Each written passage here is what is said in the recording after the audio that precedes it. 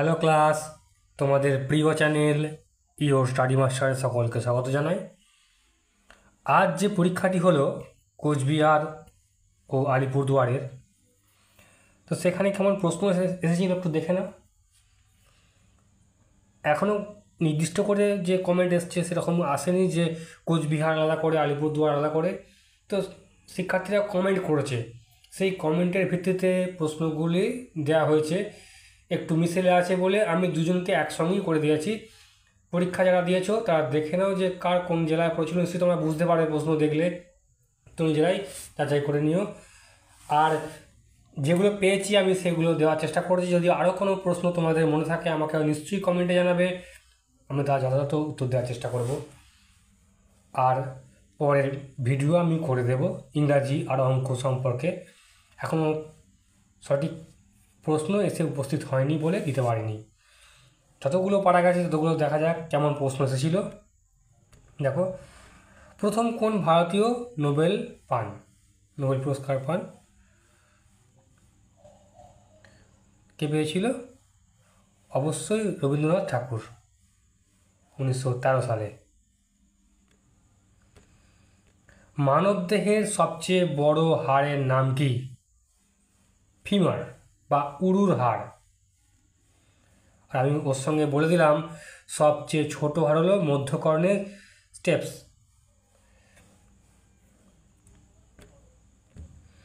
মানবদেহের রেচনাঙ্গের নাম কি? বৃক্ক বা কিডনি। এটা কিন্তু মনে রাখবে অবশ্যই। মেঘনাদ বধ কাব্য কার লেখা? মেঘনাদ বধ কাব্য মাইকেল মধুসূদন দত্তের লেখা। তো দেখো, যে প্রশ্নগুলি এখনো পর্যন্ত আসছে কিন্তু তোমাদের কিন্তু কমন এগুলো, আগে তোমরা এগুলো পড়েছো। ট্রাকোমা রোগ কোন অঙ্গে হয়? অঙ্গে হয়? চোখে হয়।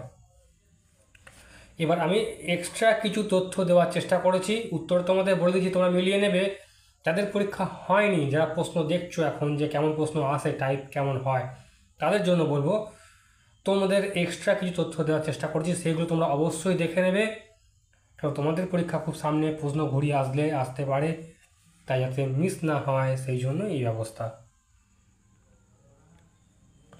রক্তে শর্করার হার কোন হরমোন নিয়ন্ত্রণ করে? উত্তর হচ্ছে ইনসুলিন। বাকি যে লেখাটা আছে সেটা কিন্তু তোমরা পড়বে, যারা পরীক্ষা নেক্সট দেবে তাদের জন্য খুবই গুরুত্বপূর্ণ। কারণ রক্তে গ্লুকোজ স্থিতিশীল রাখার জন্য ইনসুলিন, গ্লুকাগন, এপিনেফ্রিন, কর্টিসেল পরিবর্তন করা হয়। এগুলো জানতে হবে কি কী। বাংলার দুঃখের নদী কি? অবশ্যই তোমরা জানবে দামোদর নদী। বাকি যেটা আছে একটু পড়ে নাও, কোথায় আছে, কোন কোন জায়গা দিয়ে গেছে, প্রবাহিত হয়েছে, কেন বলা হয় দুঃখের নদী।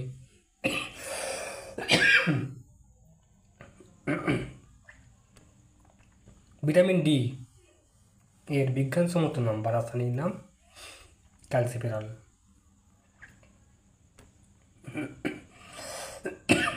কোন ভিটামিন জলে দ্রবণীয়? Vitamin C. এই ভিটামিন জলে দ্রবণীয় ভিটামিন আর তেলে দ্রবণীয় ভিটামিন ক্লাস নিয়েছি। এইসব প্রশ্নগুলো বহুবার দেওয়া আছে।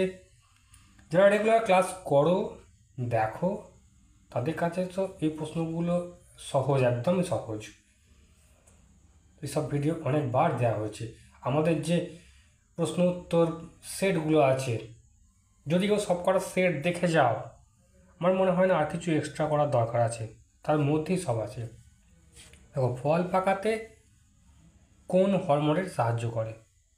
ইথিলিন।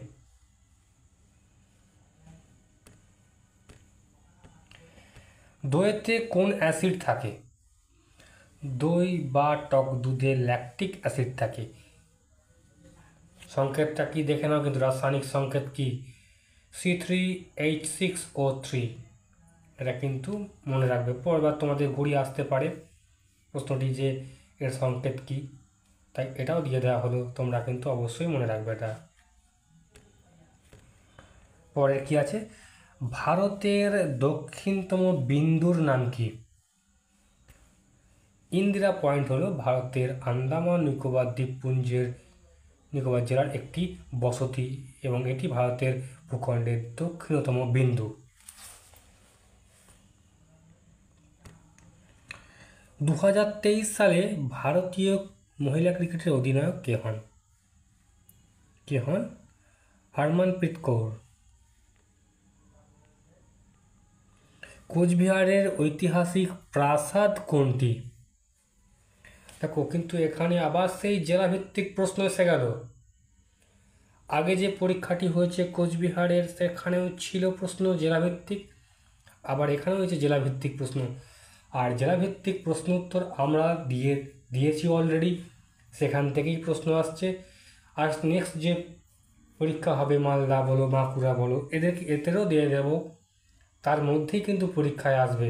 অবশ্যই তোমরা সেগুলো ফলো করবে। ঐতিহাসিক প্রাসাদ কোনটি?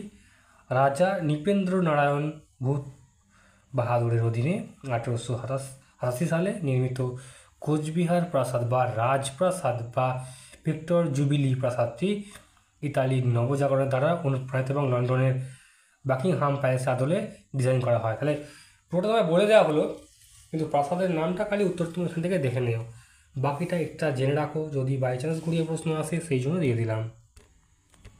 রঞ্জি ট্রফি কোন খেলার সঙ্গে যুক্ত? ক্রিকেট।